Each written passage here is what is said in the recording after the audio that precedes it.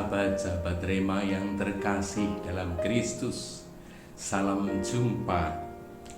Hari ini Gereja Kudus merayakan pesta Santo Andreas Rasul. Firman Tuhan diambil dari Injil Matius bab 4 ayat 18 sampai dengan 22. Mereka dipanggil oleh Tuhan Yesus untuk mengikutinya menjadi penjala manusia. Maka permenungan ini, kalau boleh saya beri judul, Tuhan mengajak kita menciptakan jejaring yang menyelamatkan. Saudara-saudariku yang terkasih dalam Kristus, kalau kita cermati bacaan Injil yang dikutip dari Injil Matius ini, saat Tuhan Yesus memanggil para murid pertama, Andreas, yang didahului juga oleh panggilan Petrus, juga panggilan dari Yakobus dan Yohanes, nampak sekali bahwa Yesus mau menciptakan sekelompok jaringan murid-muridnya. Mereka adalah penjala. Mereka sudah terbiasa menjalani kerjasama sebagai orang-orang yang memang mempunyai tujuan yang sama, menjaring, menjala ikan. Oleh karena itu, Tuhan Yesus sungguh setelah rupa-rupanya, setelah mencermati itu, lalu memanggil mereka untuk menjadi penjala manusia. Sebelumnya mereka tentu sudah mendengar siapa Yesus, aneka macam ajaran dan mujizat-mujizat yang ia lakukan. Maka rupa-rupanya itu menjadi dasar dari kesediaan mereka, kepercayaan mereka untuk mengikuti Kristus.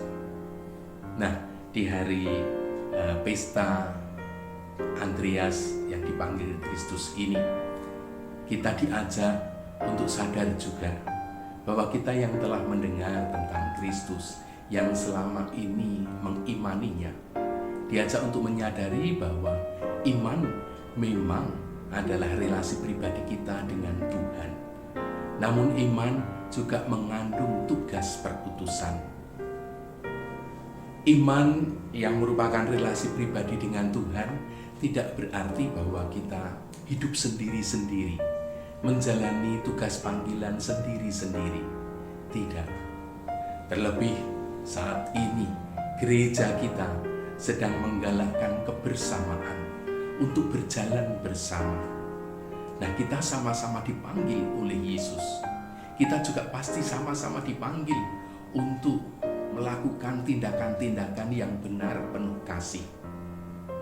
Oleh karena itu, satu harapan Kristus juga mengajak kita, seperti Yesus mengajak Petrus dan teman-teman termasuk Andreas, membuat jaringan kesatuan untuk melaksanakan tugas untuk menjala manusia.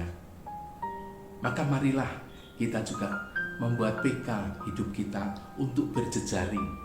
Kita kembangkan entah keluarga, bersama lingkungan, dalam persekutuan doa, kemudian menghasilkan buah-buah tindakan-tindakan kasih di tengah masyarakat, di lingkungan kita, yang ternyata masih membutuhkan mungkin uluran tangan, bantuan, dan kesaksian akan kasih yang benar.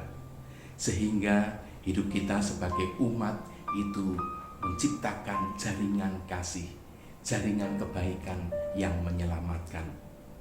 Semoga firman Tuhan dan pengalaman panggilan Andreas dan teman-teman memberi inspirasi bagi kita untuk menciptakan jaringan kehidupan yang membuahkan kasih bagi keselamatan sesama.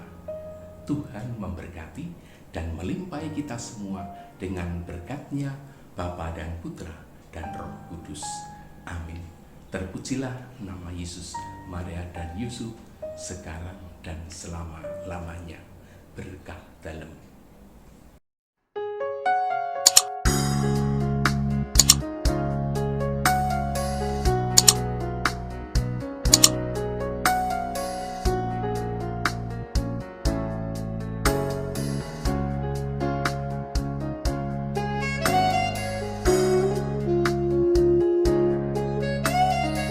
Sahabat Rema, sampai jumpa dalam program berikutnya.